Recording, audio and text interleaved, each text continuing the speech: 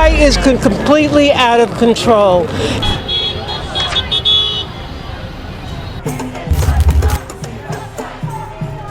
Days ago. I'm about to go to the Senate floor where I intend to be recognized, and when I am not going to stop speaking. I am going to not stop standing. I'm going to go for as long as I'm physically able to go. The senator from New Jersey. These are not normal times in America. I believe generations from now will look back at this moment and have a single question: where were you? And looking up, where the resounding answer to this question was no. Are you better off economically? Proud America is of you. Some of the biological urgencies I'm feeling. When our founder said we must mutually pledge to each other our life.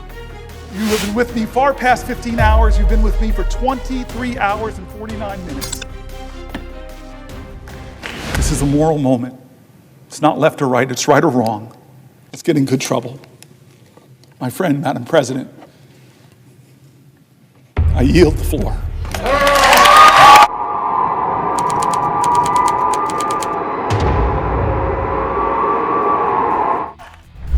국회의원의 연설이 더욱 화제가 된 건 트럼프 취임 후 야당인 민주당에서 나온 그나마 의미 있는 한방이었기 때문입니다. 국회의원은 그야말로 작정하고 장시간 발언을 준비했는데요. 연설 사흘 전부터 식사량을 줄이고 발언하는 동안에는 손가락에 낀 스마트 반지로 보좌관들이 심박수를 체크하며 건강 상태를 확인했습니다.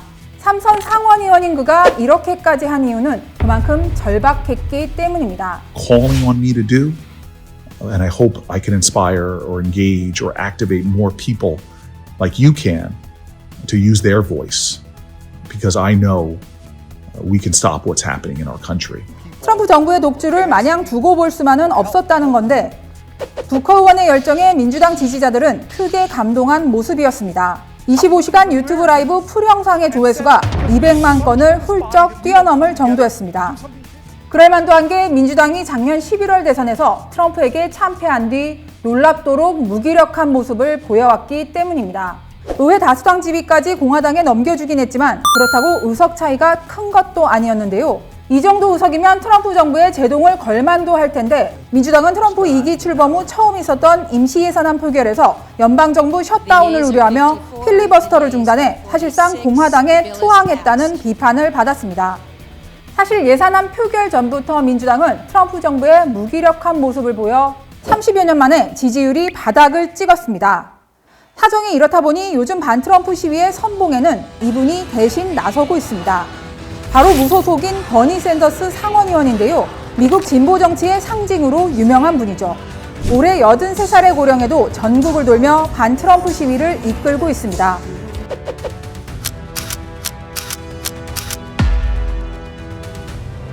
We're fighting a president who undermines our Constitution every day and threatens our freedom of speech and assembly, and whose agents are rounding up innocent people off the streets, putting them in unmarked vans and throwing them in detention centers. 그리고 요즘 샌더스 의원과 늘 함께하는 인물이 민주당 연방 하원 의원인 알렉산드리아 오카시오-코르테즈입니다. Thank you. 2018년 29살에 역대 최연소 여성 연방 하원으로 당선된 오카시오-코르테즈 의원은 민주당에서도 급진파로 알려졌는데요. 최근 샌더스와 함께 반트럼프 행보에 앞장서며 차기 대권 잠룡으로 부상하고 있습니다. 2020년 민주당 대선 경선에 도전하며 제2의 오바마로 불린 코리 부커 의원 역시 마라톤 연설에 힘입어 대권 주자로서 존재감이 커졌다는 평가인데요. 노선 뚜렷한 이들의 부상은 무기력한 당 지도부와 대조되며 더욱 주목을 받는 모습입니다. 척 슈머 상원 원내대표가 이끄는 민주당은 지나치게 안일하거나 They will learn that Donald Trump, they are learning already that Donald Trump is not on their side. 보복을 두려워하며 몸을 사린다는 비판이 끊이지 않고 있는데요. 민주당이 이렇게까지 무기력한 이유는 뭘까요? 리더십이 거의 붕괴됐어요. 후심점 역할을 해줄 사람이 지금 없다고 보여요. 이게 그 해리스 부통령이 패배한 이후에 아무 행보도 좀 못 보이고 있잖아요. 작년에 바이든이 하차하면서 미니 경선이라도 좀 치렀으면 그나마 좀 낫지 않았을까. 그래서 사람이 없기 때문에 민주당이 제대로 된 야당 역할을 못하고 없고 전통적인 지지층을 다시 결집하고 또 진보 정당으로서의 색깔을 보일 수 있는 정책 대안이 필요한데 그걸 못 보여주고 있는 거죠. 민주당이 무력하긴 하지만 여론이 이미 트럼프 대통령에게서 등을 돌리고 있다는 조짐도 포착되고 있습니다. 아직 취임 100일도 안 된 허니문 기간이지만 트럼프 대통령의 지지율이 하락세로 접어들었다는 조사 결과가 줄을 잇고 있습니다. Effective at midnight, we will impose a 25% tariff on all foreign-made automobiles. 최근 대선 경합주인 위스콘신주의 대법관 선거 결과도 주목할 만합니다. 지난 1일 있었던 선거에서 진보 성향인 수전 크로포드 후보가 트럼프 대통령과 최측근인 머스크가 적극 지원한 보수 성향 후보를 누르고 8%포인트 차 승리를 거뒀는데요. 위스콘신주의 대선 레이스가 통상 1%포인트 차로 결정된다는 점에서 이번 선거 결과는 반트럼프 세력에는 고무적입니다. 더 나아가 트럼프 정책에 반대하는 시민들은 정치권에 기대기보다는 자체적으로 세를 확대하는 모습인데요. 대표 사례가 앞서 4월 5일에 있었던 핸즈오프 시위입니다. 시민단체 연대 조직인 50-51 운동은 2월부터 전국 단위 시위를 열어왔는데 점차 세를 불리더니 4월 5일 시위에서는 핸즈오프, 그러니까 트럼프는 손을 떼라를 메인 슬로건으로 내세워 전국 150여 개 단체에서 수십만 명의 참가자를 끌어모았습니다.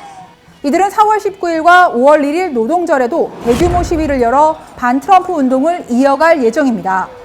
이들 조직은 바이든과 해리스 등 민주당 대선 후보들을 지지한 이력이 있는 친민주당 단체 외에도 미국 최대 노동조합, 이민자와 성소수자 권익옹호단체 등이 함께하는 범진보 성향으로 파악되는데 중도 보수층까지 외연을 확장할 수 있을지는 좀 더 두고 봐야 할 것으로 보입니다.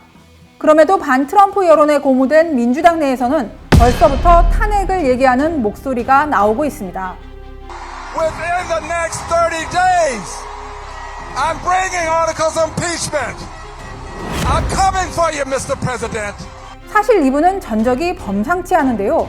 지난 트럼프 1기 때 거의 매해 트럼프 탄핵안을 발의했고 지난달 트럼프 대통령의 첫 의회 연설에서 지팡이를 휘두르다 퇴장당할 정도로 강경한 반트럼프주의자인데 조심스러운 당 지도부 대신 트럼프 탄핵에 누구보다 진심인 그린 의원이 사실상 총대를 맸다는 평가가 나옵니다. 하지만 실제 탄핵은 쉽지 않다는 게 중론입니다. 미국은 하원에서 탄핵 소추안을 가결하면 상원이 탄핵 사유에 해당하는지 마치 법관처럼 심판해 인용 여부를 결정하는데 이때 가결 정족수가 상원 제적의원의 3분의 2입니다. 사실 웬만해선 상원 문턱을 넘기 쉽지 않은데요. 게다가 현 상하원 모두 공화당 우위 구도라 통과 가능성은 더욱 희박합니다. 트럼프 1기 때도 탄핵 소추안이 2번이나 가결됐지만 모두 인용 정족수를 채우지 못해 무산됐습니다. 하지만 내년 11월 중간선거에서 민주당이 대승을 거둔다면 상황은 달라질 수도 있습니다. 설령 탄핵까지는 아니더라도 트럼프의 독주에 제동을 걸 동력을 확보하게 되는데요.